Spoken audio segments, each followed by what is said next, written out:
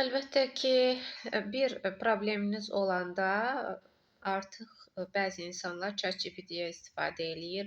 Yazır ki, mənim filan yerimdə ağrı var, mən neyləyə bilərəm? Bu çox böyük bir problemdir, çünki ChatGPT bəzən tam fərqli, tam yanlış məlumatlar verə bilir və sonra bunun zatları ilə yenə bizim həkimlərimiz məşğul olmalı olur.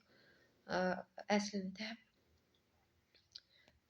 bu o deməkdir ki, xəstələrə əslində həkimlər özləri nəzarət eləməlidir.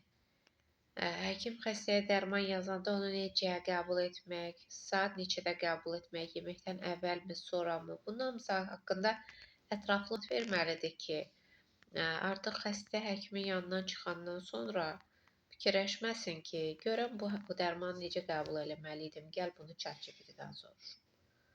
Belə olmamalıdır. Və ümumiyyətlə həkimə müraciət etmək lazımdır, çünki ChatGPT bilə bilməz axı sənin qan dəyərlərin necədir, sənin UZI müayinəsi olunacaqdınsa, onun nəticələri necədir. Bu birinci müayinədən keçmək lazımdır ki, həkim ona uyğun müayinə eləyəndən sonra ona uyğun müalicə təyin eləsin.